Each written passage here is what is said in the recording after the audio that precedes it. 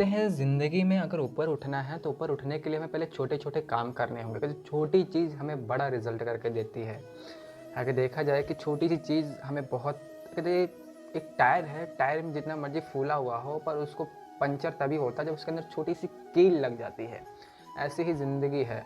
ज़िंदगी में एक हमारे दिमाग के अंदर एक पार्ट है जिसे हम पार्ट कहते हैं सोच। कहते हैं सोच से हम किसी को भी जज कर सकते हैं, किसी को भी अंदाज़ा लगा सकते हैं, पर कभी-कभी कहते हैं सोच भी गलत हो सकती है। हम किसी को अगर नज़रिए से देख रहे हैं, अगर मान लिया किसी ने कोट पैंट पहना है तो हम यही सोचेंगे कि वो अमीर है। अगर किसी ने धोती कुर्ता पहना हुआ है तो हम सोचेंगे वो एक गाँव का है। अगर किसी ने नॉर्मल टी-शर्ट और पजामा पहना है तो हम सोचेंगे इसको कुछ कपड़े पहने कोई सेंस नहीं, कहाँ का से। और किसी ने कुछ भी पहना तो हम उसके कपड़े से अंदाज़ा लगा लेते हैं। तो नमस्कार दोस्तों, मैं हूं आपका द ललित मौर्य और आज आपके सामने एक ऐसी स्टोरी लेकर आया हूं जो आपको एक ऐसी नॉलेज देगी, आपको ऐसा थिंक आपको बताएगी कि छोटी-छोटी चीज़ें आगे लेके जा सकती हैं। तो आज मेरी स्टोरी आपकी ऐसी स्टोरी है जो अगर आप इसे ध्यान से सुनेंगे तो बहुत ही लाइफ में आगे बढ़ सकते हैं और ग्रो कर सकते हैं। आपका ये स्टोरी सुन के आपका नज़रिया ही बदल सकता है। आइए चलते हैं स्टोरी पर।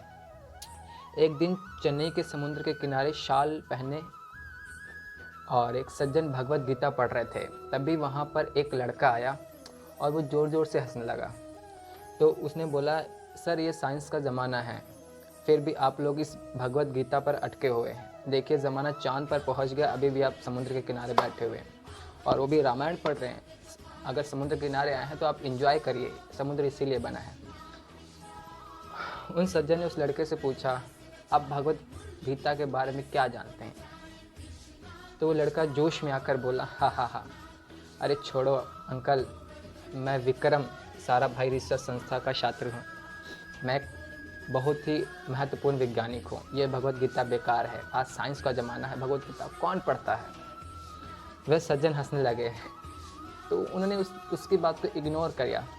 तो तभी अचानक ही बड़ी बड़ी गाड़ियाँ आई, फोर्स आई, मिलिट्री आई।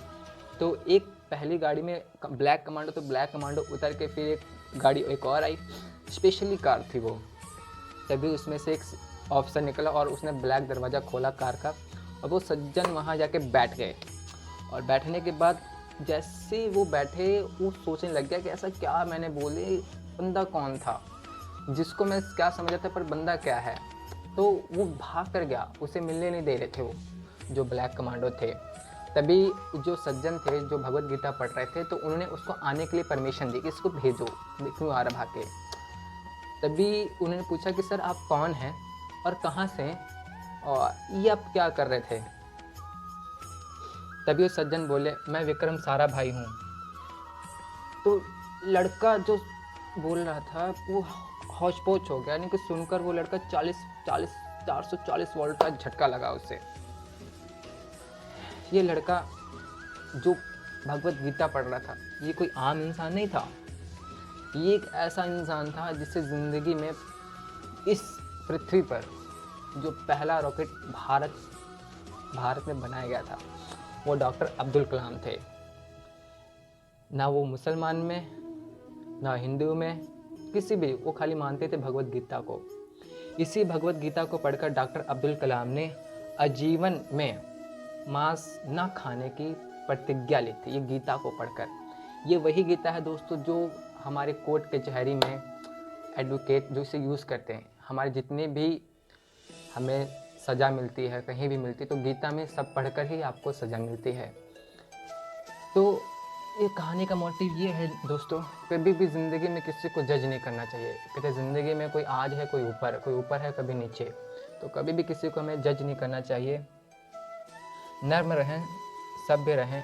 व्यक्ति व्यक्ति की परीक्षा उनके वस्त्र से नहीं, उनके विचारों से होती है। तो सही बात दोस्तों, अगर ये मेरी स्टोरी आपको अच्छी लगी हो तो प्लीज़ और लाइक और सब्सक्राइब और शेयर ज़रूर करना। Thank you.